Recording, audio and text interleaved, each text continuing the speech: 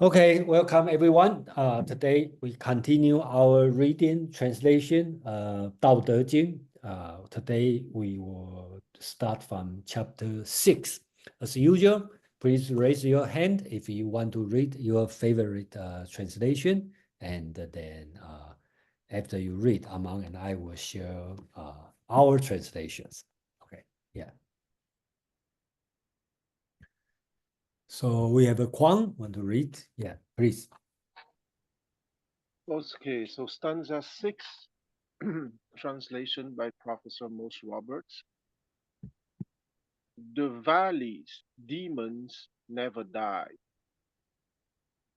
The valley called the dark world womb, the portal of the dark world womb. They call the tree root of sky and land, a hidden yet seeming presence.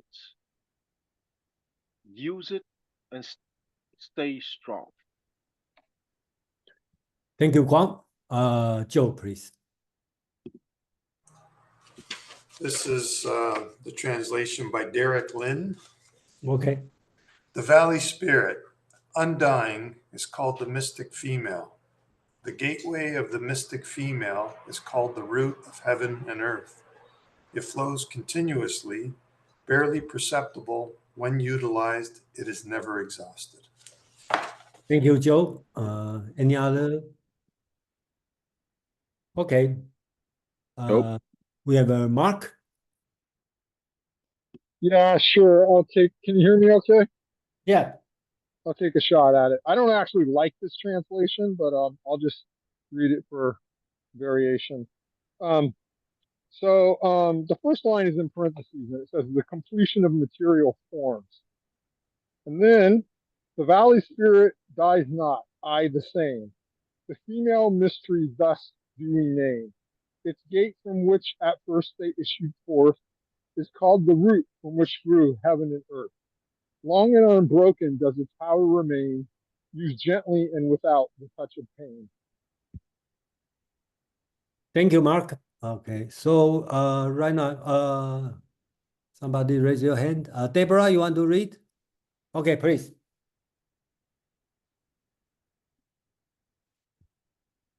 Oh, Deborah, you're muted. There you go. So I enjoyed both Derek Lynn's translation and also very much Stephen Mitchell's translation. So I particularly like this one from Stephen Mitchell because it's very brief and it has resonance for me. So very brief. The Tao is called the Great Mother, empty, yet inexhaustible. It gives birth to infinite worlds.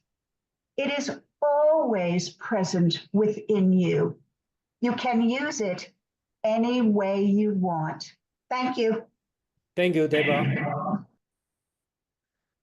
So we'll share our translation.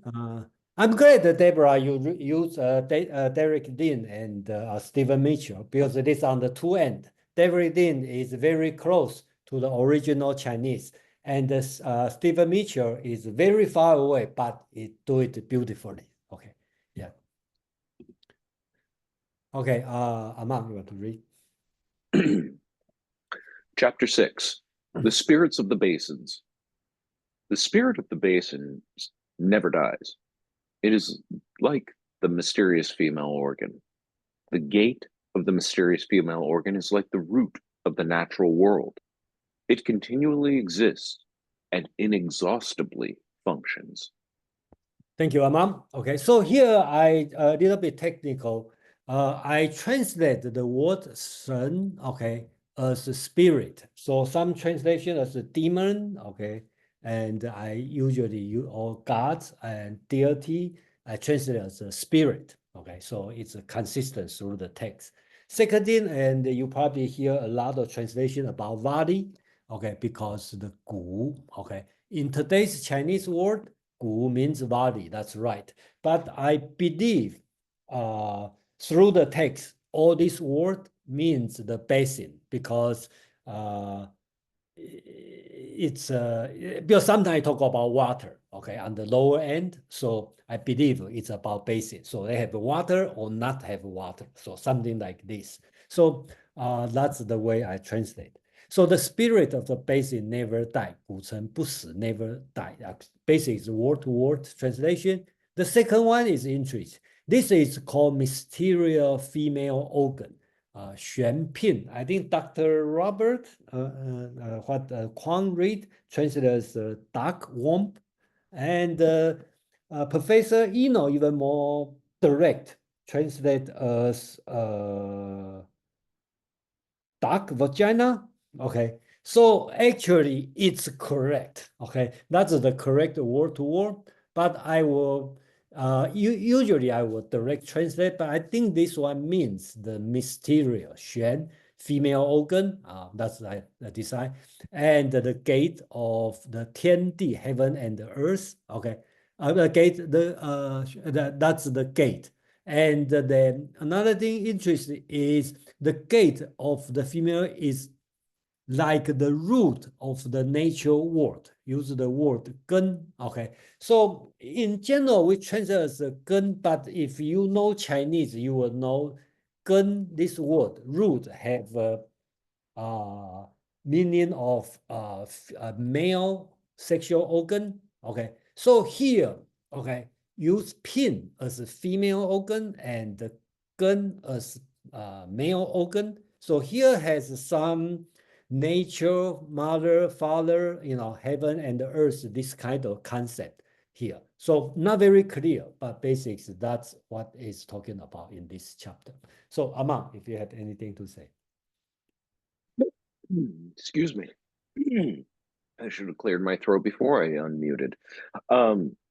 This is a really interesting little chapter. It has no real significant variations in the oldest two sources, the Mawangdong and the Guidian text.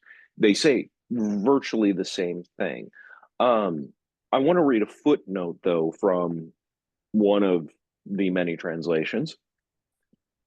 这次起 argument that yu, normally bathe, here for ku, valley.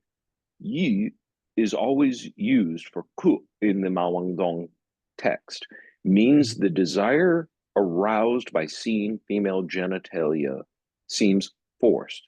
Yu could hardly mean anything other than valley or valley stream in a number of contexts. The reason I read that footnote is there's a double entendre here that is lost outside of the source language, and that is the basin or valley is almost being in wordplay evocative of male arousal at the mysterious female organ. And so buried within this simple little chapter is a very explicit human example of the uniting of yin and yang forces. Yin and yang are almost never explicitly stated in the Dao De Jing, but it forms a subtext to almost everything you can read in the Tao Te Ching. And here is just one example of that. That spirit of the valley or spirit of the basin is that primal arousal of male at the sight of the mysterious female. Not explicitly, again, because does mean valley. It does not actually have the exact same connotation, but I want to point that out because the Dao De Jing didn't pull punches. It really did a good job of expressing what it meant to express. Ideas like harmonious union of male and female, of masculine, feminine, of light, dark, high, low, yin, yang, in every form is the root of inexhaustible function. That's the last line here. This union of seeming opposites produces the ongoing whirligig of inexhaustible function in our world. So that's all I wanted to say about that. Thank you, Amam. We have a please raise your hand if you have a question, comment. Mark, please. Yeah, thanks, Jason. Yeah, this is a good place to ask a general question about the Tao Te Ching. So an impression that I've had for quite a while is a distinction between the Tao Te Ching and Confucianism in particular. Well, one thing I'll just talk about the text.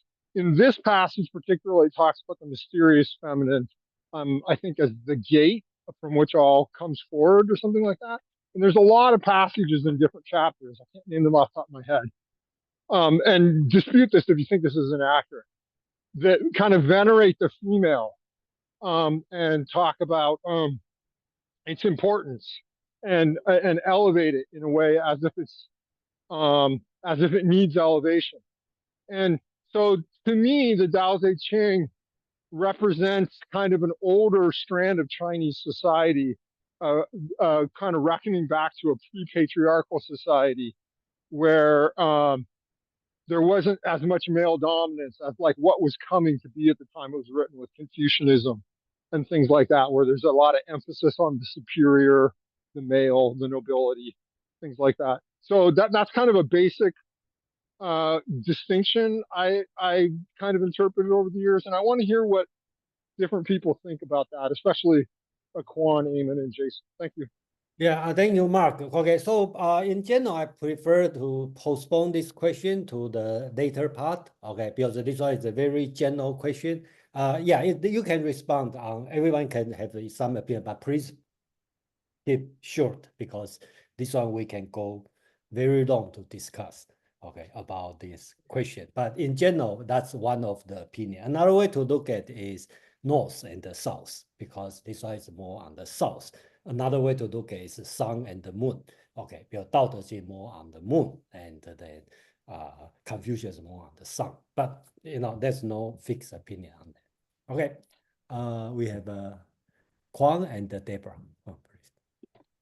Okay, so I will be very, very short concerning Mark's question. I rather agree with him. Okay, so for that I stop here because I have a more technical comment on the text by itself. And I would like to say that Professor Most Roberts' translation is very interesting in terms of history because I'm going to read his comment on this. Early dictionaries define ku in the sense of valley as a cleft in the land formed by or containing flowing water. Ku in this sense thus echoes the deep water metaphor in stanza 4. It also suggests the myth of the underworld, the river, and its demons that nightly bring the fallen western sun back to the sunrise valley, Yanggu, in the east, where after bathing into the Xian pool, it climbs the tree of dawn. Okay, and the tree of dawn is Fusang in Chinese, Fusang, and Sang is a special tree, is a mulberry tree to start the new day. Reference to the tree of dawn or the mulberry tree of dawn would explain tree root of sky and land in line 4. Some commentators connect Gu in the sense of valley to Ku in the sense of food grains, accenting the fruitfulness of the valley. Others see the valley as a metaphor for emptiness. One scholar suggests that Gu as valley refers to the lower abdomen, later called the Dantian or Cinnabar field of Taoist medicine. This would parallel the possible analogy in stanza 5 between the space framed by heaven and earth and the chest cavity. I wanted to read that comment by Professor Most Roberts because that legend of the Fu Sang, the mulberry tree, where the sun, after bathing in the Xian pool, would rise, waiting for the morning to go to the sky, is a very old legend from the Shang dynasty, having ruled in China between 1600 BCE and 1046 BCE. So the Tao Te Ching is truly a book that first has a high philosophical and epistemological, let's say, dimension that I often stress in my comments in the group. But in some specific stanza, the Tao Te Ching will touch two very old layers of Chinese civilization before the Zhou dynasty. Okay, the Zhou dynasty having started in 1046 BCE, and that Zhou dynasty, to come back very briefly to Mark's comment, is precisely the Zhou dynasty having promoted the patriarchal hierarchy precisely. And before that, I would not say that the Shang dynasty was a matriarchal, but there was still a certain veneration of the female dimension, if you want. And you can see it in those old legends that sometimes appear in certain stanza of the Tao Te Ching. I stop here. Thank you, Kwang. Deborah, please.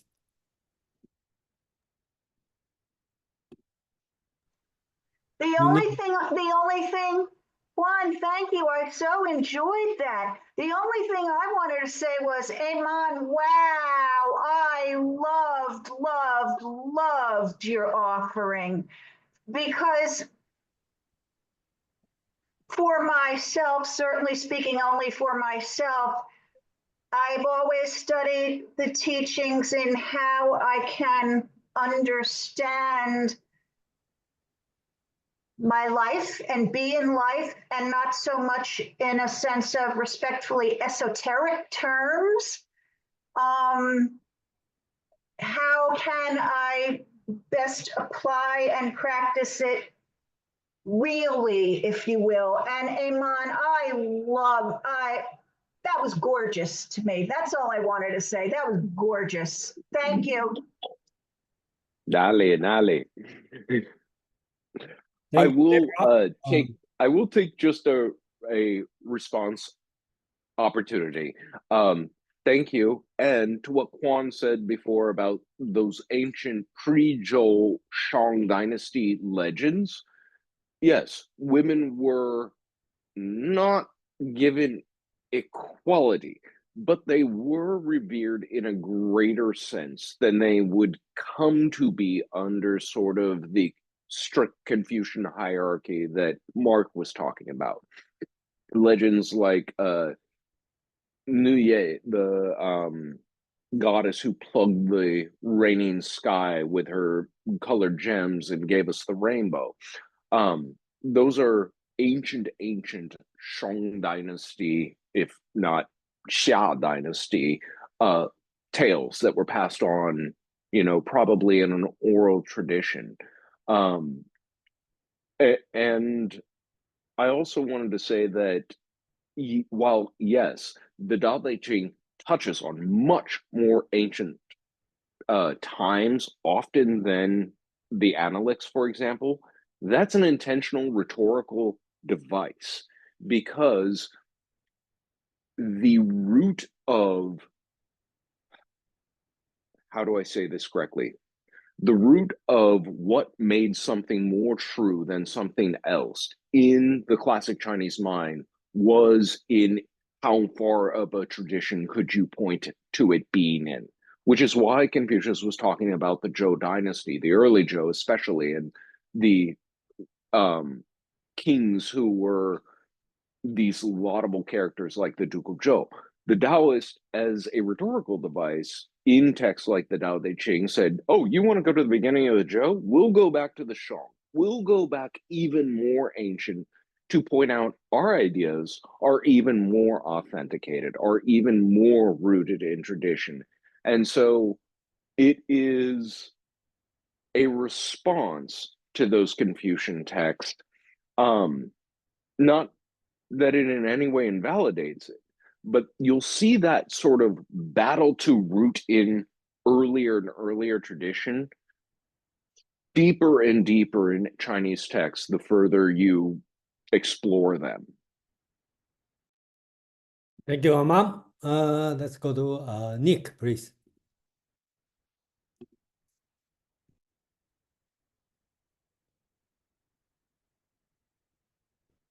Okay. Yes, hi, Jason, can you hear me? All right.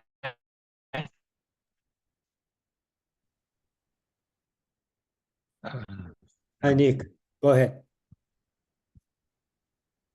Yeah, hi. Yeah, the signal may not be stable, but I have a question on your translation. Do you mind putting your translation on the screen?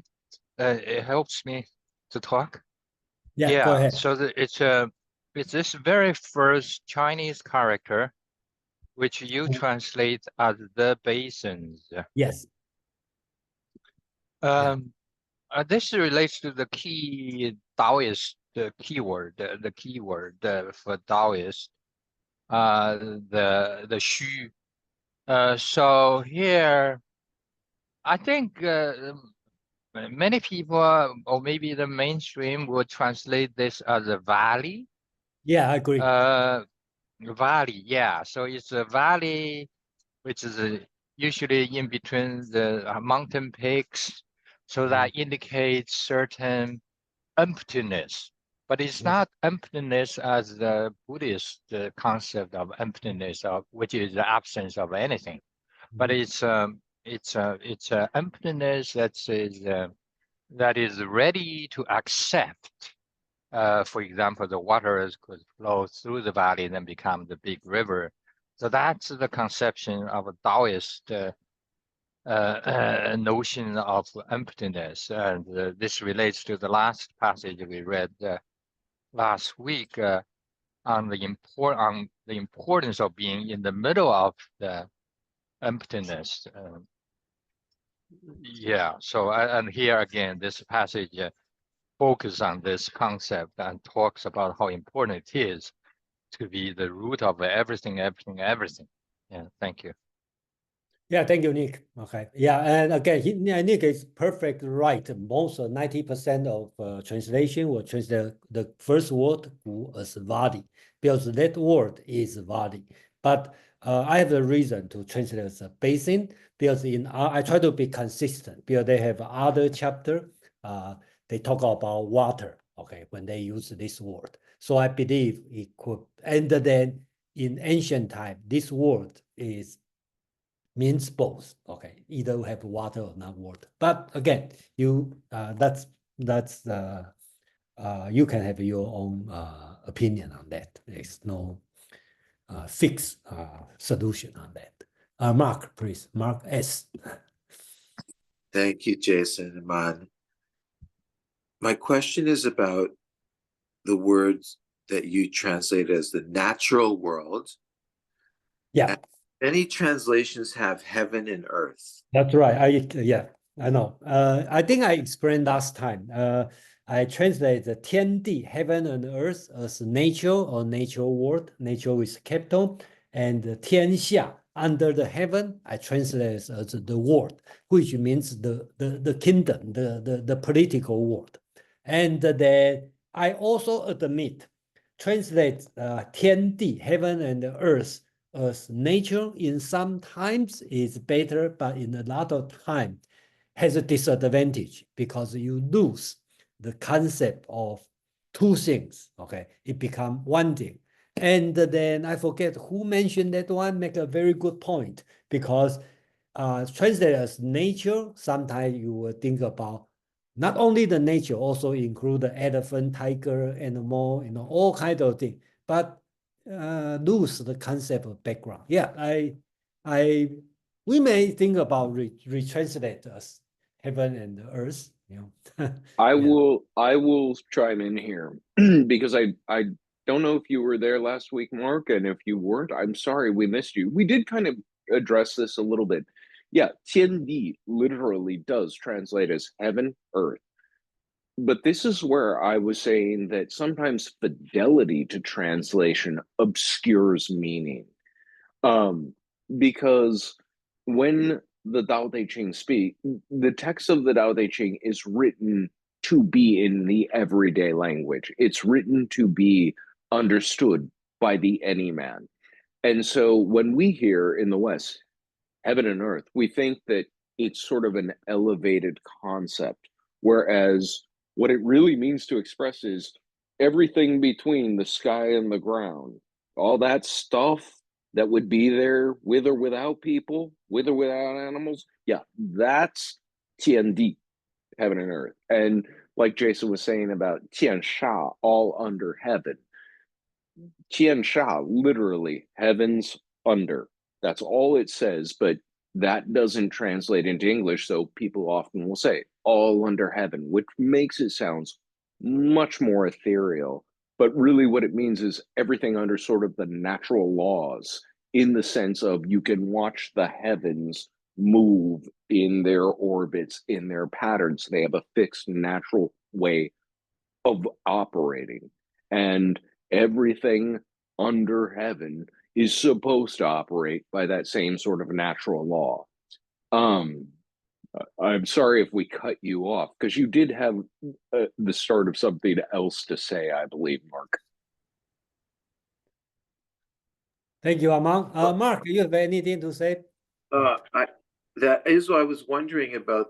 I may have missed that last week, but I was wondering whether the duality was important, because I think you were trying to identify both the male and the female source in this chapter, right? No, I don't want to emphasize the male and the female. I just said the word root have a kind of male implication. Okay, not very clear. Okay, so that's what I said. And I was pointing to week, this. Yeah, I was pointing to week, the subtext of yin and yang. Sorry, Jason. Yeah, and more important is last week. Talk about the talking about the nature is like a big bellows. Okay, so when I translate to nature, okay, that's last week. Let me show the last week's translation. Okay, so last week we talk about this, right? I translate as, is the nature not like a big bellow or blower? Okay, so the words 天地, heaven and the earth, I lost. If I translate the nature, it becomes like the whole nature is a big blower. But if I translate as heaven and the earth, then I will translate as between heaven and the earth is like a big blower or bellows, right? So there is two things in this text. Okay, so I think if I translate as nature, you cannot use between nature. Okay, so I think that's the problem here. Do you think that by highlighting the feminine here, the Tao Te Ching is prioritizing the feminine over the masculine? I think so. I think so. In general, okay, I think so.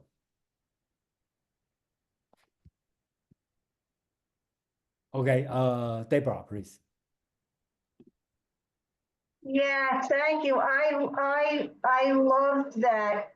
And also in Derek Lynn's, Jason, where right at the end he says, too many words hasten failure, cannot compare to keeping quiet.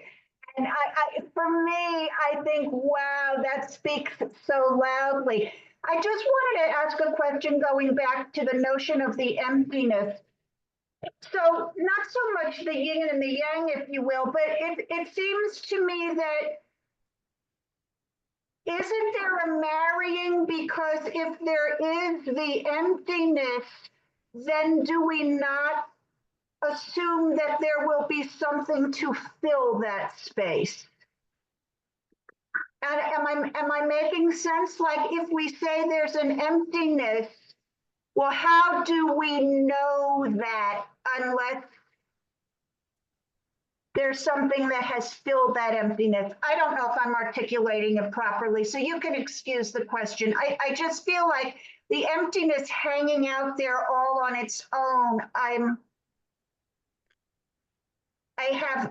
challenged by that. That's all. Thank you. Yeah, I think I- that's always a challenge. And then I don't want to spend too much time talking about this, because I already talked a lot last week about the Buddhism emptiness and the Taoism emptiness. And I think the Nick also makes a very good explanation, right? Nick said Taoism emptiness is empty space, so you can receive things, just like a cup, like a body, you can receive things. And the Buddhism emptiness basically means nothingness, means the existential condition, because there's no opposite of emptiness because in Buddhism, because the emptiness is reality. Okay, so I think that's the difference. Okay, Jason, I just wanted to take this as a chance to go back to Guo and choice of valley versus basin. I do think that this is why the translational choice of basin actually stands up, because a basin must have something received within a water carving it out, whereas a valley can be cut into the landscape for other reasons, non-receptive reasons. You can have a valley between the dunes of a desert because of the wind, but a basin is a receptacle of an empty receptacle of something that implies that sort of fertility. Yeah, thank you. I think that's a great explanation. Like a Grand Canyon, you don't receive anything other than tourists. So, Kwang, please.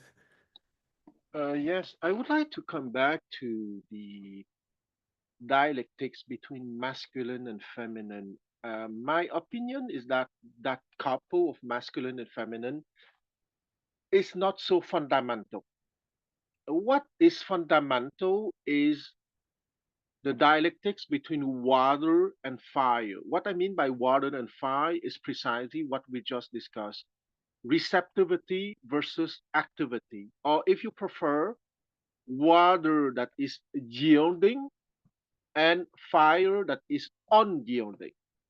So I think that is much, much, much more fundamental. And water, feminine and masculine, would be a particular case if you want, but it's not as universal than water and fire. Water would goes to the lowest point and would act by patience and with time, and fire would goes up to the highest point and would act by not destruction but by forcing its activity on someone else in a shorter time compared to water, which acts more slowly and in a softer manner. That is why I think that the two fundamental concepts are more water and fire, or if you prefer, yielding and unyielding. I stop here. Yeah, Kwang, or anyone, does Tao Te Ching talk about fire? Probably no, right? No, because it talk a lot about water. Yeah, a lot of water. I cannot think about any words about fire, right? So In chapter 42, in stanza 42, it is the only stanza where you have yin and yang mentioned. yeah, they talk Okay. about yin yang. That's the only chapter, but not fire. But yang is a symbol for fire in Chinese symbology. I'm talking about okay? It's indirect, but it doesn't unlike, remove the. Unlike if you, if you read the Bhagavad Gita, okay, the fire is everywhere. Okay, so fire is so important in Hinduism. Exactly, but here the Tao Te Ching is a celebration of the patience, of the unyielding, of the lowly almost, and of the reality acting patiently with time and once again in a soft manner. Okay, so rather than imposing, because fire is blazing, is imposing. I stop here. Yeah, thank you, Kwang. Okay, so any other question, comment you want to share? Otherwise, we will go to chapter 7. Okay, so please raise your hand if you want to read your translation. Kwang, please. Sorry for the delay. Okay, so stanza 7, translation by Professor Mos Roberts. The heavens last, the earth endures, and the reason why they do, by disowning what they yield. Heaven can last and earth endure. So surely does the one wise Lord who puts his interests far behind and ends up in the lead, who puts his interests to the side and ends up safe and whole. It is not so that having nothing to own, he can achieve his goal. Thank you, Kwang. I would like to hear any other version of translation. No? Okay, Deborah, you want to read? Or we have a Joe, please. Yeah, I personally, I enjoy Stephen Mitchell's translation of this, whether it be the extreme of Derek Lin or not, so be it. I enjoy it. The Tao is infinite, eternal. Why is it eternal? It was never born, thus it can never die. Why is it infinite? It has no desire for itself. Thus it is present for all beings. The master stays behind. That is why she is ahead. She is detached from all beings. That is why she is one with them. Because she has let go of herself, she is perfectly fulfilled. And I just love that translation. Thank you, Deborah. I like to, okay. Even I might criticize that I cannot match the word, but the translation is wonderful and the language is beautiful and it captured the accent. That's correct. Yeah, Joe, please. I'll read the Derek Lin.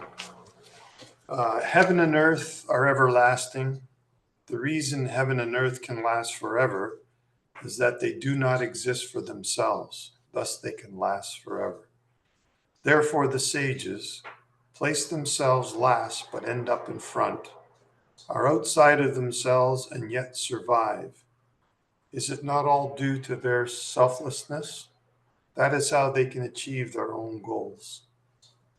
Thank you, Joe. Okay, so if you compare Stephen Mitchell and Derek Lin, you can see it's totally on the different side, okay, because it starts with heaven and earth, okay, and Stephen Mitchell will start with the Tao. But actually in this text, there's no single word called Tao, okay, if I look at the Chinese text, okay. So that's the different way to translate. Chapter 7. There is no translation without interpretation, and it's on a spectrum. Keep saying it, it's still true. Chapter 7, without self-regard. Nature endures forever. The reason nature can endure forever is that it doesn't live for itself, so it can survive for a long time. Therefore, the sage places himself bodily behind so he can lead. He places himself bodily outside so he can persevere. Is it not due to being without regard to self? Hence, he can achieve for himself.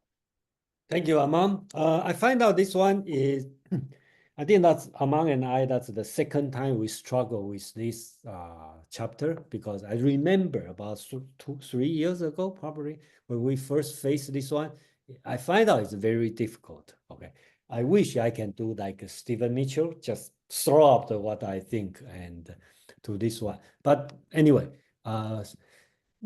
difficult part is here. Sun, if you look at the Chinese, in this short sentence, okay, 后其身而身先，外其身而身存. Okay, so in this short text, talk about body 4 times. Okay, behind, then ahead, outside, then persevere or preserve. Okay, survive. So that's paradoxical. Okay, so I think what he meant in the text means you stay behind, but end up you are leading. Okay, he's not talking about self-sacrificing at all. He talk about, I think the good example is during the war. I'm a soldier, I stay behind. So I will not die. So, turn out I'm ahead. Okay, let's put this way. During the people are fighting, I'm not joining. I'm outside the fighting, so I can survive. I think that's what he's talking about. Okay, and this way. So that's back to the selfish part. A lot of translation translates as selflessness. Okay, or selfless. I think there's some concept, just like emptiness. We need to make it clear. Selfless or selflessness is a Buddhism concept that means no me. Okay, in Chinese word called 无我. Okay, me, I doesn't exist. Unselfish. Okay, that means altruism. Okay, you don't pursue the interest for yourself. I think neither is Taoism idea. The Taoism idea is not self-regard. Okay, don't see yourself are important. Okay, so that's why you put yourself behind, you put yourself outside. So I cannot find the proper words to be different than selfless or different than unselfish. Okay, so I think without self-regard, probably the way to do it. But it's a difficult part, difficult translation for me actually. So that's why you may find that this translation could be different than most translation. And I do find in historically Wang Bi, okay, probably have the same interpretation as I have. He talked about 无私, okay, I translate as not or without self-regard, as not doing yourself. Okay, that means you are not doing, means 无为, non-action. Okay, that's Wang Bi's interpretation. So that's the part. I hope you get the point, but that's I just want to make the point. It's not Buddhism thinking of self. Got him. Okay, got it. Okay, so yeah, so I think that's the point. Okay, so Amang, I hope. Yeah, it's that word shen that is so vexing. And I dropped into the chat the word that I'm talking about, shen, and I lost the L in life, but that should be life. Some of the meanings of this word. The last one I add there because I think it's very telling in terms of what sort of self are we talking about? Bodily. We are talking about that physical structure of self, not whatever the hell is going on between your two ears. That's your business. This is the meat and potatoes, bone and blood that is you. And so there are many word choices that could have been used for self. But this is the one that reoccurs in the Dao De Jing again and again and again.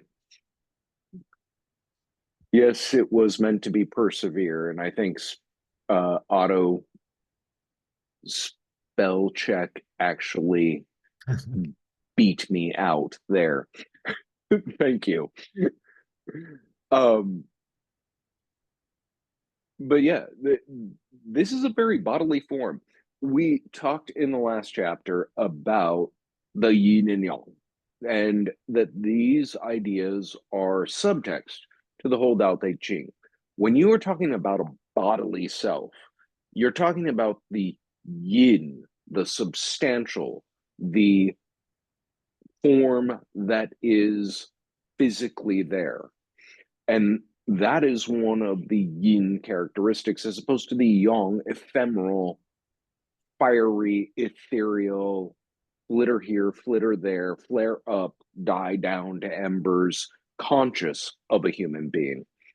And yeah, this is a chapter that Jason and I struggled with the first time. We struggled with it this time again, but I am satisfied with adding the bodily within parentheses, because it does mean a form of self, but it means a form of self that if you add that note to the reader that we're talking bodily, it changes the reading from being sort of an esoteric spiritual practice into, oh, physically placing yourself behind. What does that mean? It means I stand in the back of the crowd.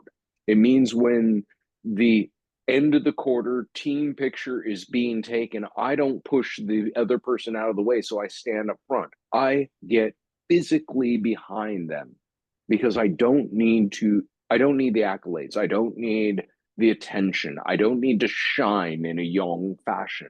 I am satisfied to be the yin root that is perpetrating this sort of progress.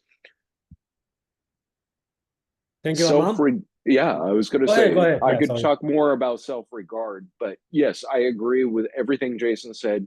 Selflessness starts to sound very Buddhistic, and one of our goals in this translation was to remove that sort of missionary pollination from translation and get to something more quintessential Taoist ideas. Yeah, thank you, Amam. Yeah, and that means this.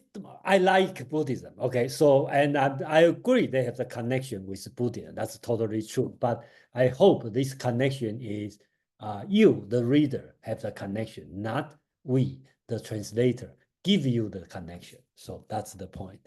Thank you. We have Mark. Your hand off. Are you still have point or no? Okay. Okay. Yeah, I'll say something. I really like Eamon and Jason's explanation here. I thought it really clarified it. And I think it's difficult because, especially in the Anglosphere, we're dominated by the philosophical tradition that goes back to Zoroastrianism and Christianity and the duality between spirit and matter.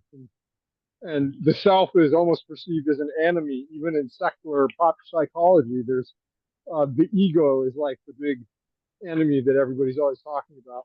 And so it's hard to talk about selflessness outside of that context. But I thought you guys in particular, I like the terms like reticence and humility. Like I think in a Chinese cultural context, I'm stretching here because I don't know a lot about Chinese culture. It's more self-apparent that it's not like you yourself are the enemy, which I think is more kind of like, oh, like in Christianity, you are evil, you are yourself sin, and you only find like goodness through connection with God or through connection with something else. So I think with that battle in the Anglosphere, the ideological Anglosphere, it's hard to translate this idea of selflessness. It doesn't fall into that dichotomy. So I thought you guys did a really good job explaining that. That's it. Thank you. Thank you, Mark. Okay. Yeah, I believe you will like it because you all the fan of Yang Zhu. So they have the connection here. So Paul, please. Paul, if you could hang on one sec. Darren has a question in the chat. Where did the titles come from? Oh, okay. That's a good question. Okay. I don't know. Okay. The title coming from, I even not all agree with the title because traditionally they have the title. Well, not all agree this title, but if you want to pick the title, they have the, I don't know the source. If anybody can help me, they have the title on that traditionally. Okay. And then sometimes I disagree, but I just follow it. So anyway, thank you. Paul, please. Yeah, very small point and kind of a nitpicky curiosity question, but what is the Chinese translation that led to long time compared to the word for forever? Just curious. Okay, okay. No, I don't think there is a word for forever. Okay, people may have a different opinion, but I don't see they have the word forever.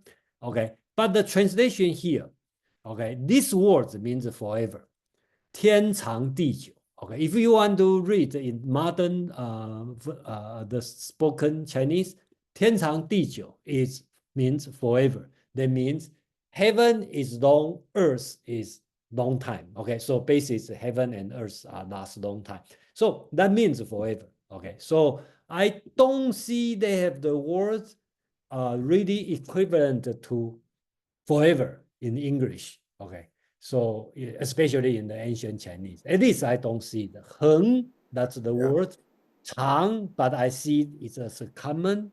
Okay, but you know, it's a forever. Okay, people may say 永恒, but that's or 永远, but that's the modern English, modern Chinese, not the ancient Chinese. So, I have a theory. Okay, the reason is Chinese version of universe is organic. So if it's organic, there's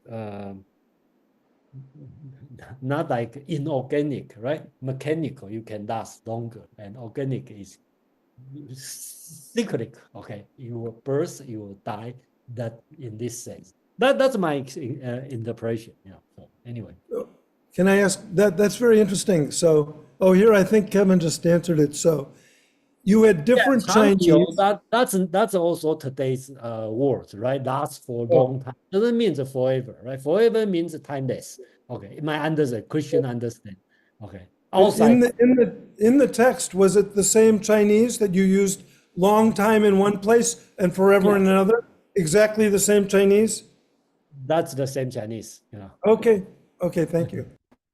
So you can understand us. The on the surface, on the word, it means long time. But in today, I believe, okay, may not be correct, but what I believe, even in today's Chinese, has a Christian influence, right?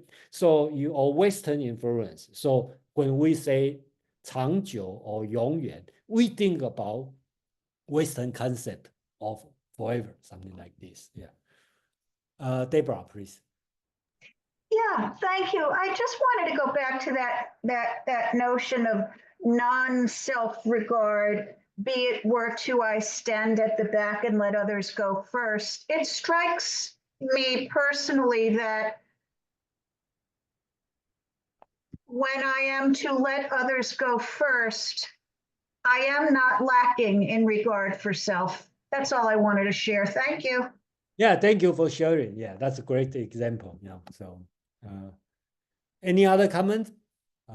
Kwang, I haven't heard. You have. Yes. I would like to say that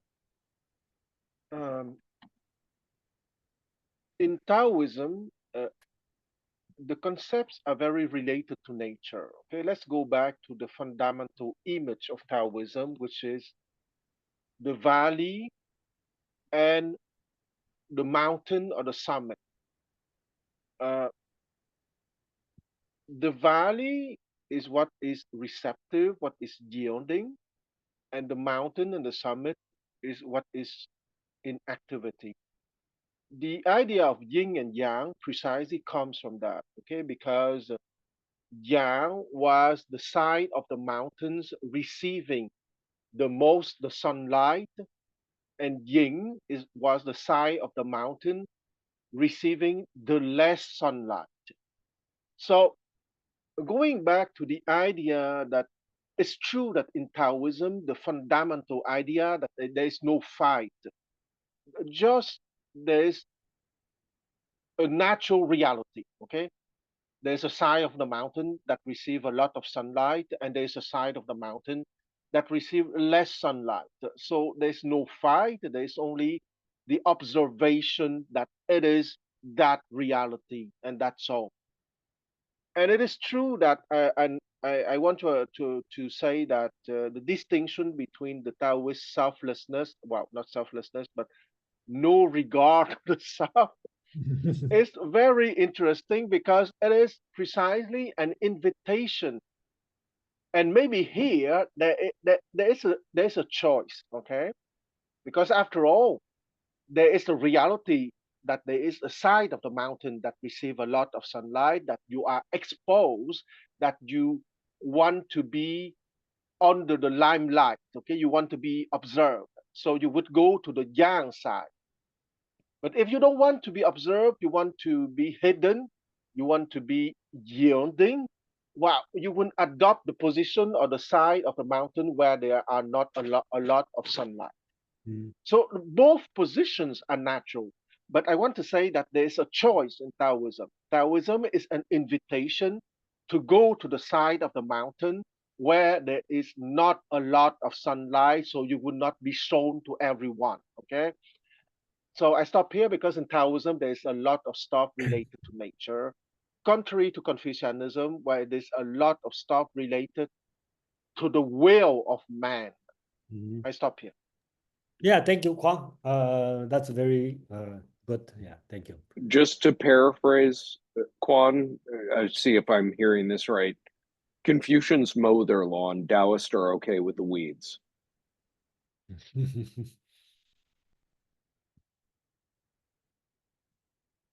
Okay, is there any other comment for this chapter, chapter 7?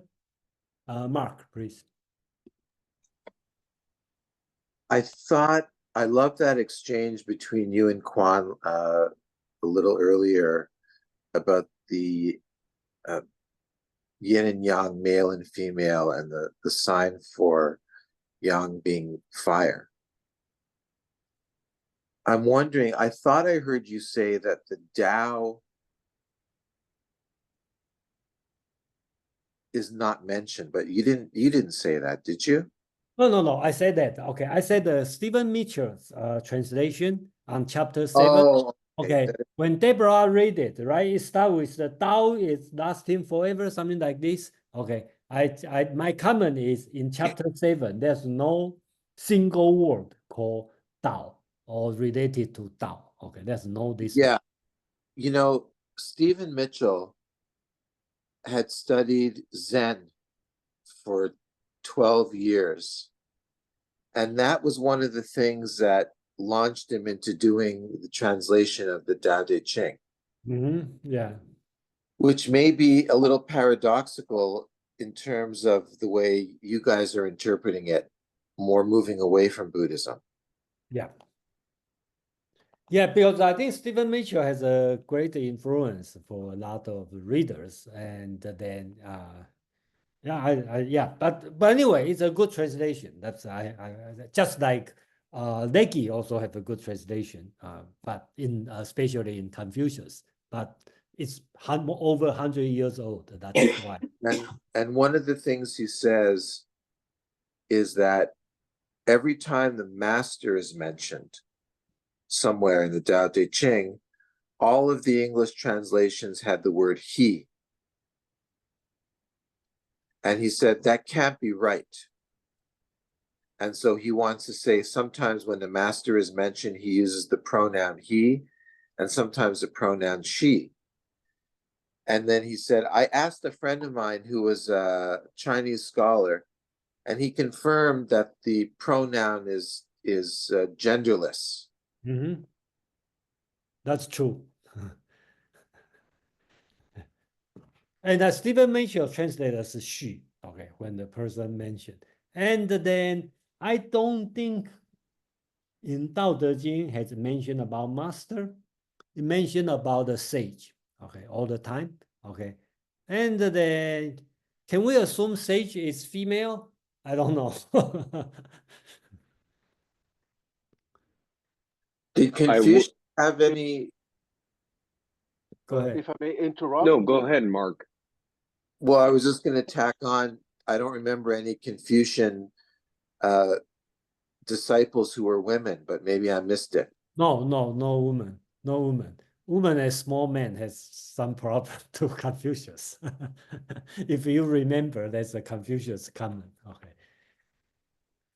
The one thing I wanted to say. Oh yeah, real there's quick, a and I'll let- woman. There's a woman. There's a woman mentioned, but not disciple. Okay, okay, nuns. Okay, so The one thing I wanted to say real quick, and then I'll let you go, Quan, is the ha pronoun is genderless.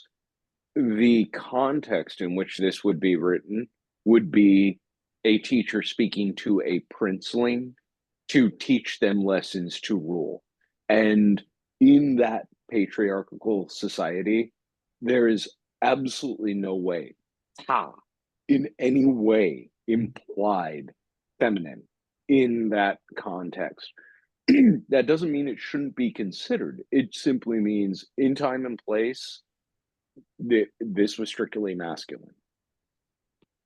yeah, thank you. Kwang, please. I want to say that I'm among those Chinese who interprets Taoism with a lot of Buddhist Polynization, as Aman said, right? And let's not forget that Taoism at the very beginning, if we try to imagine how historically it has been constructed or created. And here I'm not giving to you absolute scientific data. It tends to that, but it's not 100% sure. Taoism probably came from the village community of primitive China, okay? Let's say 3,000, 4,000 years ago. And even this Taoism of the Tao Te Ching is already imperial Taoism, okay? So it's a very perverted Taoism because it is a very intellectual Taoism already. So, and I come back to the side of the mountains with a lot of sunlight and the side of the mountain with less sunlight. Let's not forget that Confucianism is an imperial doctrine for glory and for greatness.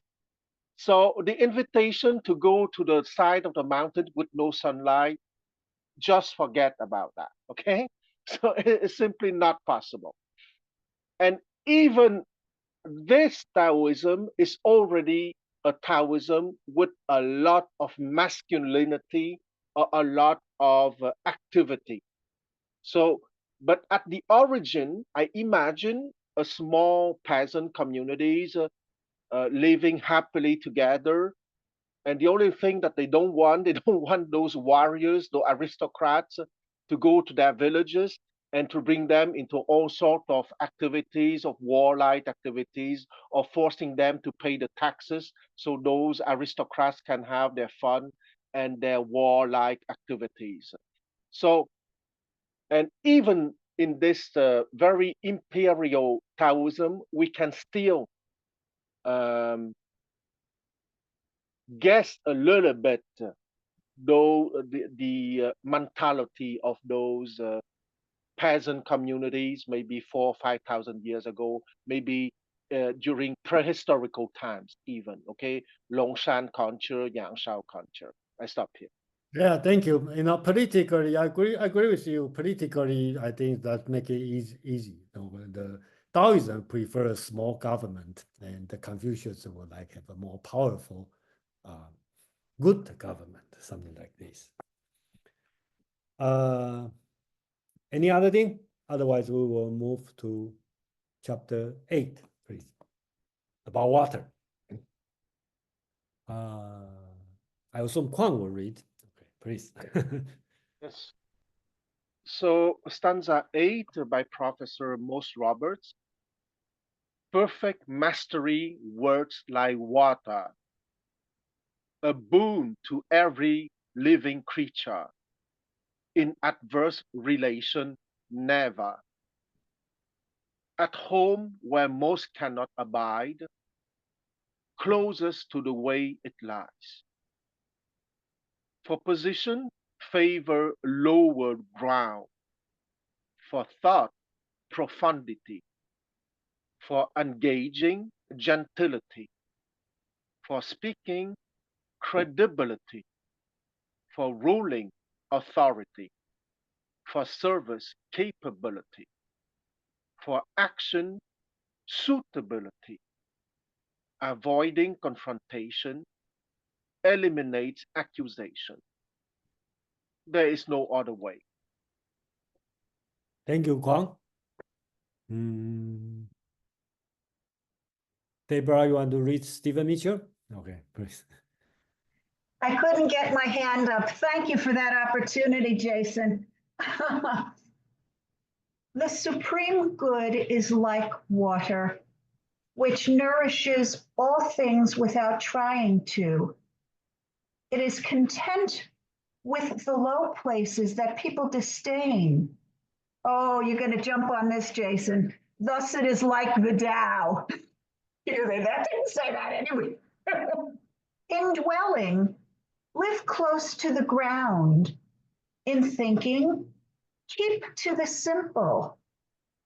In conflict, be fair and generous. In governing, don't try to control. In work, do what you enjoy.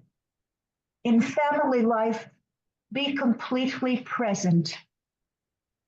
When you are content to be simply yourself and don't compare or compete, everybody will respect you.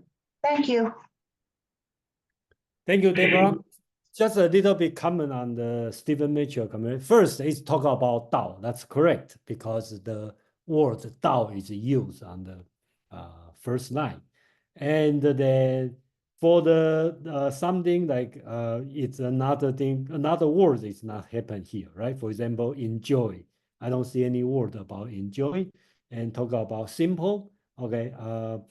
Your heart being simple, but yuan, it means the depth, not the simple. So, but, word by word is wrong, but the overall message is correct. That's my comment on this. Anyone want to read other version?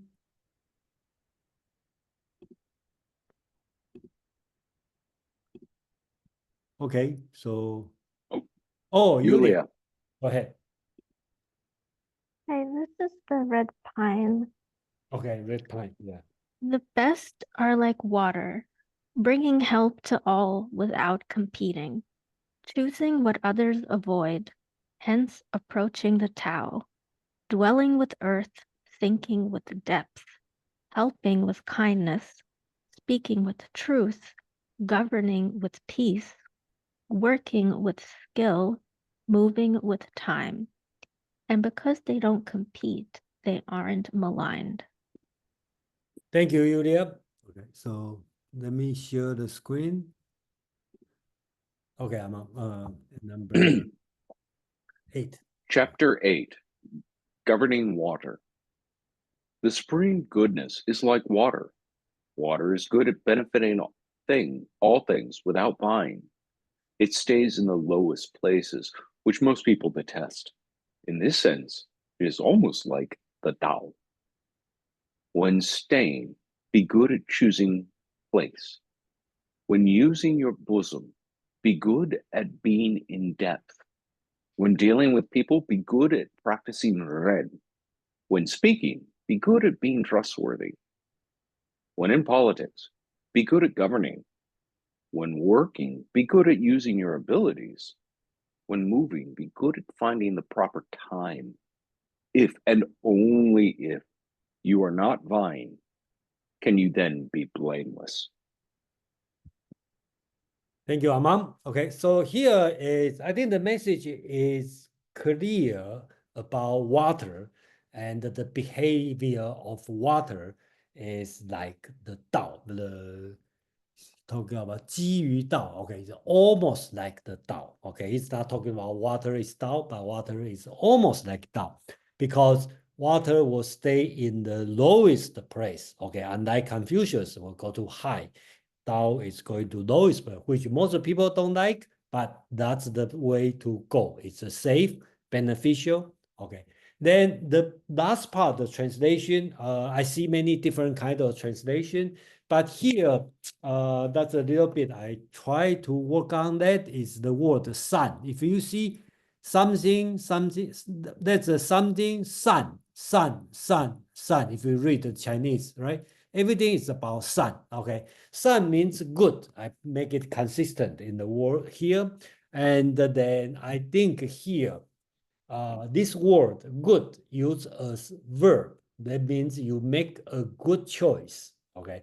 So just like water, you will go to the best place, which is lowest, make a right choice, good choice, be good at choosing something.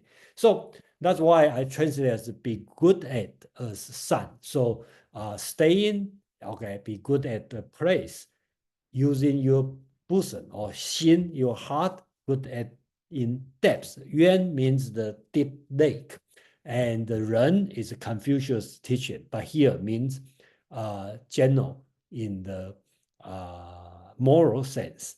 And speaking about trustworthy or credibility, politic, working about 事善能, your ability and the right timing. All this one kind of like a metaphor with water, okay, all related to water, okay. So use this one, and then because it's not vying, 不争, okay, that's the word used many times in the text, so I will consider translate as vying, okay, competing or contest, right? So you can 无有 no blame, you receive no blame. I think that's very important because they are not, Taoism is not want to receive a great name, great honor, but if they try to avoid being blamed. Okay, blameless also important in Taoism teaching. So that's it. Amang, please. Thank you. I just wanted to zero in on the word bosom. Many of you who have been here for a long time have already heard this. It was a word I didn't like. It just doesn't sound good in English, bosom.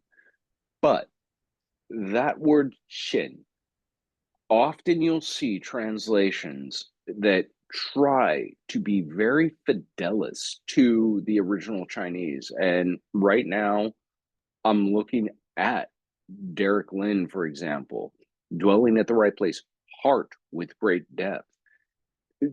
Some of these translations will say heart mind or heart. This was a distinction without a difference. That word, which the literal character is a picture of a heart, a physical heart, but this was thought to be the seat of consciousness. The only English equivalent that we have is bosom. This idea of the knowing self emanating from within one's chest at this organ, the heart. And I think I can honestly say, out of every translation I've ever looked at, we are the only ones who have ever translated shen as bosom, even though it is the most accurate English word for transliterating this term. Other than our defense of bosom, which again hits my ear and sounds terrible, but is so accurate, it really is indisposable or indispensable. The other thing I wanted to point to is the retention of the word ren. Most of the other translations I've read don't retain the original Chinese there, and therefore miss how this is a conceit to Confucius. When dealing with people, be good at practicing Ren. Confucius was all about other people, about social relationships. And so the advice being given here, yeah, if you got to deal with people, what he said, that's a really good idea. My personal teacher of over 30 years and one of the preeminent American Taoist in the world, a gentleman named Chuliang Ao Huang. One of the things he said that always stuck with me, even though he formed a foundation called the Living Tao Foundation, he said, Taoists didn't get everything right. Confucians got family better than us. And even in the Tao Te Ching, you see an example where Laozi says, yeah, you want to deal with people? listen to that guy. He got it really right. And so margin of error is a characteristic of Taoism that I really appreciate. The understanding that, no, I'm not giving you the truth, the right answer. I'm giving you a good answer. Maybe there's better ones out there. Dao ku dao, fei cheng dao, min keng min, fei cheng min. You know, I'll tell you the best I can, but that's not it. Maybe somebody else said part of it a little bit better than I did. Yeah, so I wanted to point out those two translation choices, and I'm interested to hear what everyone else has to say. Thank you, Amam. Okay, so yeah, that's okay. Mark, please. Yeah, thanks, Jason. I have a question about the last line of chapter 8. So I have I don't know who this translation is by, but I used to have an audio tape of the Tao Te Ching, and I must have listened to it 100 times or something. So I remember this line. I think it's from this chapter. The sage does not compete, and so the world cannot compete with him. Is there any other line that could be translated that way, or is that this line? No, not this one. There's another. I cannot recall which one, but yes. Oh, there's another line like that. Yeah, another line, but not Buzheng has been appear many times. I think that the chapter 81 also talk about Buzheng, okay, not vying. And I think in our many years ago, we have a discussion. I used to use competition, competing, okay, striving. I use strive, okay, and then eventually we decide to use vying, okay, as a word. But of course, it cannot be perfect. But so far we decide. So whenever you see vying, okay, or not vying, okay, that means 不争. That's the Chinese word. I think I make it very consistent. There's a few words I make it very consistent. So do I answer? All right, thank you. Yeah. Yes. Okay, thank you. We have Kwang and Nick. Yeah, I think that just a small detail. Vying, I agree that is an excellent translation for pucheng. There's a very ordinary word, okay, for cheng is competing, okay? Yeah, So competing. pucheng is not to compete. Yeah, but that's a little bit too modern. Do you agree? Yeah, absolutely. That's why I said that vying is excellent because you want to give some flavor of old Yeah. text. I agree. Yeah, and striving that I use, but it kind of like struggle or something, Yeah. so yeah. But anyway, for those who want to understand that in the meaning, zheng means to compete. yeah, It's clear. that's modern word, modern words, modern meaning. Okay, that means compete. Okay. Yeah. Okay, so I am coming back to my comment. I would like to read the comment by Professor Moss Roberts because it is so excellent on the notion of water precisely within Taoism and within some other schools. Okay, because the same symbol can convey a lot of meaning. And once again, Taoism is a doctrine inviting to be like water. So I'm reading the quotation. Like heaven and earth, water has no self interest and thus flows downward to the lowest point to serve the interests of other things without confronting or contending with them. Water goes where others would not go, does what others would not do, in the spirit of a beast of burden, like the camel who bears the weight and tolerates abuse.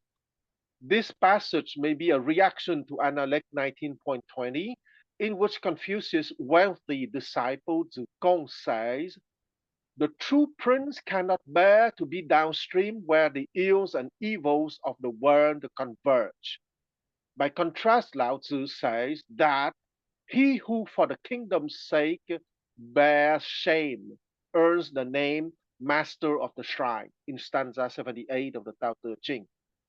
Water is adaptable but unchanging, always itself unitary. It does not become its opposite, though it may enter all it touches. Thus, water is an apt and recurring metaphor for Tao. Analects 6.21 says the wise rejoice in water. Confucius contrasts the hills, which stand for stable principles, with water, which stands for the passing flow of human activity and always remains in some relation to the hills. In the Laozi, however, the hills play no role. There's no duality of water and hill. The word translated boon in line 2 is li, a primary term for the Mohis who judge government policy by the standard of what is most useful to the people. Besides being of universal benefit, water is also a symbol of humble, even self sacrificing service and avoidance of conflict, two other prominent themes in the political and ethical writings of the Mozi school. Lao Tzu has increased the beneficiaries of water to include the 10,000 things, of which people are only a minor component. Modern scholar Jiang Xichang suggests that the internal discipline Lao Tzu calls for in stanza 6 and 7 makes possible the mastery described in stanza 8. So I finished by saying that in Taoism, it is much more an invitation to be on the side of the mountain where there is not a lot of sunlight. In the other Chinese school, that invitation can be possible because if you read stanza 8, it could be a stanza written by Confucius or by Confucianists because it is about how to be in profundity, gentility, credibility, authority, capability, and blah, blah, blah. Okay. So all these qualities are mind powers which are value in Confucianism. But the difference is that in Lao Tzu, it is much more an invitation for being those things by themselves in an intrinsic manner. And in Confucianism, it would be the mind powers that would serve the glory and the greatness of the empire. That is more the goal. And in Taoism, the goal is rather to embody those qualities for themselves and not as mind powers for the glory and the greatness of the empire. I stop here. Thank you, Kwang. Okay. Yeah, like water, it's naturally going this way, without outside force, it will go this way. Thank you. Nick, please.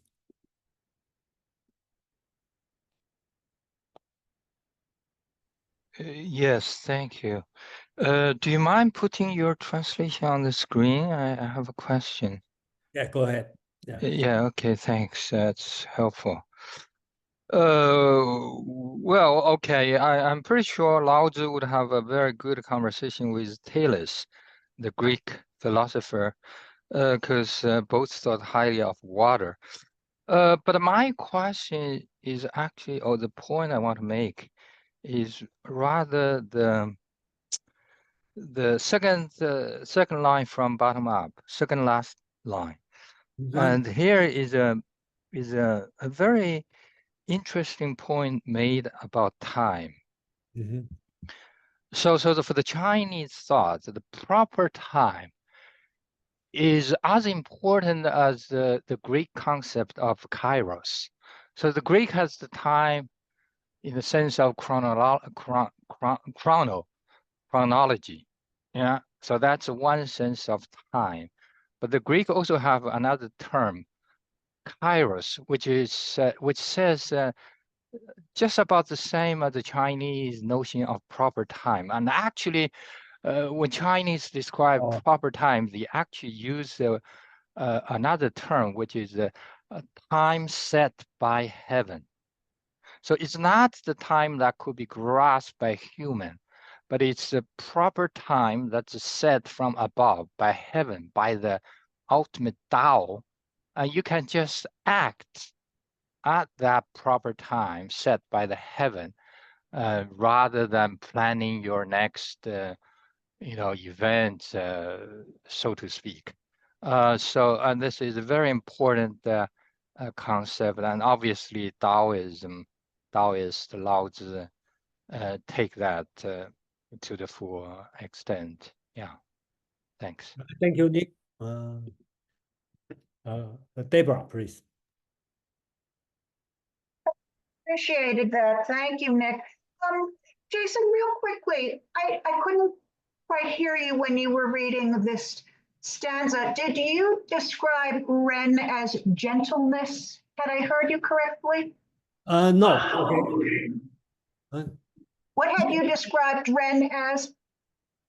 Okay. So, okay, I think that's the translate. Let me share the screen now. Okay. Yeah. I think you are talking about the boson here. Okay. When using your boson, No, below that, yes. Deal Well, with yeah. the people, be good at the practicing Ren. Okay. Yes. The word Ren, and I believe some translation will translate as gentleness. Yes, that's what I thought you. Okay. Yeah, Okay. yeah. And Okay. then here, because Ren is a very specific Confucius word. Okay, so Oh, so we decided not going to translate. We are going to keep the word Ren. So whenever you see this one, that means Ren. That's exactly this word. Okay, and that kind of means Confucius teacher. Okay, let's put it this way. and then the Yeah, other question I had about that. Oh, go ahead, Amon, and then I'll ask my next one. No, I was just going to say about Ren, because we spent how long translating the Analects. I have such newfound respect for Confucianism that was absent all of my early Taoist training. And Ren is one of those concepts. I wrote into the chat the etymology. It's just the character of a person and the number 2. This is a deep, deep philosophical concept within Confucianism, not just about propriety. And this is why no English word captures it. People will sometimes translate it as benevolence or human-heartedness or compassion or benevolence. All of those fall shy of the mark. That a person is but for another. That is what is quintessential to the idea of Ren. And so I've taken to explaining this concept in my classes when confronting Descartes and saying, here's how he was wrong, is this idea that not I think, therefore I am in isolation, but I am but for you. This is a quintessential Confucian idea, and it's not a bad one, but it does go a long ways to explaining sort of what has been deemed the collectivist mindset of the Eastern world versus the individualistic mindset of the Western world. Sorry, I couldn't let that go. We had a moment I love to it. riff And you on know, Ren. no, you know what, Amon? What immediately made its presence known for me in response to what you just said is the I and the thou. I know, yeah. The I and the thou, that's immediately. So, Jason, my other question was, could you expound it all on blameless, if possible? Can that be expounded upon? Okay, okay. Brandis, I just go word by word. Okay. Wu you by face. That means no body hates you. Okay. So, okay. So that's the word it means. Okay. So no other meaning, just this meaning. So that's my point. Okay. So the translation among I make, we cannot say the best, but we try our best to be as close to Chinese text as possible. I think that's our goal. Okay. We have a Mark, please.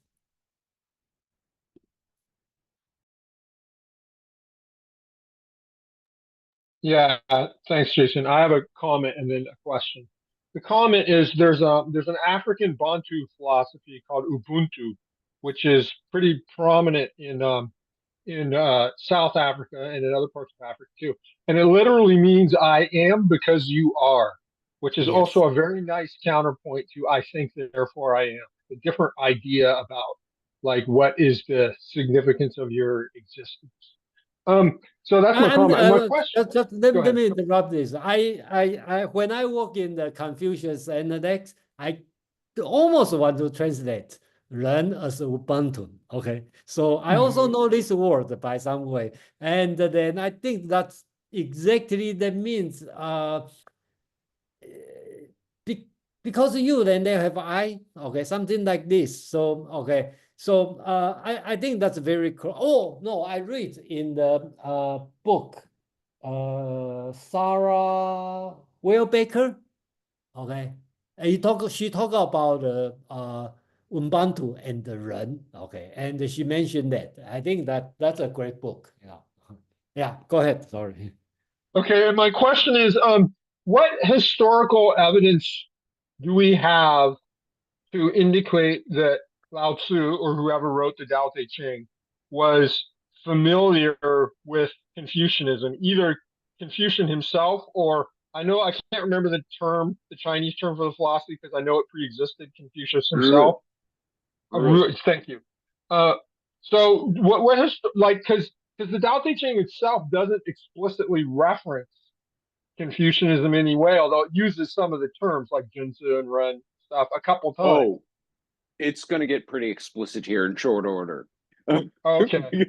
Yeah, in just a couple of chapters, you're going to see sort of a takedown of the Confucian structure. And it's really hard to argue that whoever wrote the Tao Te Ching was unfamiliar with Confucius teachings and what he was espousing as the greatest good, and that part of what this was written for was as counterbalance, because they had seen these Confucian scholars slaving over text, wasting away, not making the improvements that they swore to up and down were gonna happen if they could just get it right. And it finally was like watching that 4.0 student who's in their fourth year of college and struggling in their class and like, I'm gonna get an A minus, my 4.0 is gonna break, telling them, let it break. It's not the end of the world. You cannot put this much emphasis on that perfection you are after. This is written really as a counterbalance to that. And you're going to see that in future chapters explicitly. I agree that, okay, so I guess you can point that out when we get there, because the contrast, the philosophical contrast seems really obvious. But unlike other philosophical texts, which explicitly name people sometimes, or even quotations or even specific arguments, I haven't seen that in Dao De Jing, but that might just be because of my unfamiliarity with Confucianism. So you can point that out when we get there. Thank you. Yeah, thank you. That's a big another. Well, I think everyone has a different opinion, and traditionally, I mean, orthodoxical teaching is Laozi wrote Dao De Jing, okay, and then he is older than Confucius because Confucius asked question to them. So Confucius treat Laozi as a teacher, okay. So that's the historical account, so-called official account. But as me, as a reader, I read the Dao De Jing word by word, Chinese, in detail. I don't believe, okay, personally, I don't believe it's finished by one person because the tone is different, the style is different, and there's no way by one person. Secondly, the writer most likely, at least a lot, okay, is after Confucius, because definitely I can see, for example, chapter 5, talking about heaven and the earth is not Ren, okay? They treat people, all things as the sacrificial, the straw dog, okay? And the sage is not Ren, okay? Not benevolence, not, okay? And treat all people, okay, as straw dog. So I believe when whoever write this one must have a Confucius teaching in his mind. So the author of this chapter must be later than Confucius. That's my opinion, but not everyone agree with me, but that's, I think. And then I hope when you read through this one, you will form your own idea, so that's it. Yeah.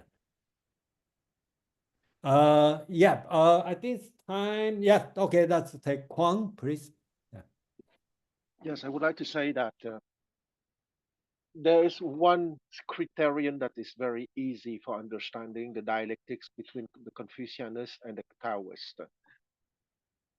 Who were capable to read and to write 25 centuries ago in ancient China? The nobility, okay? And the elders of those nobility had the responsibility of governing the state or the mansions or the estate. That would be the Confucianist. And the Taoists, I make the hypothesis that they were younger brothers having less responsibility and having more time to speculate on the reality of the female dimension and blah, blah, blah. And I would say that it's not so illogical because my main argument is that who were given the classical education of the Qi royal house or of the Zhou dynasty, it was only the nobility, the high nobility or the smaller gentry. So uh, those people were of the same, let's say, cultural environment, if not the same social class. So for me, it's not very difficult to make the difference. I stop here. Thank you, Kwang. Okay, so there's no more hands up. And let me stop here for today.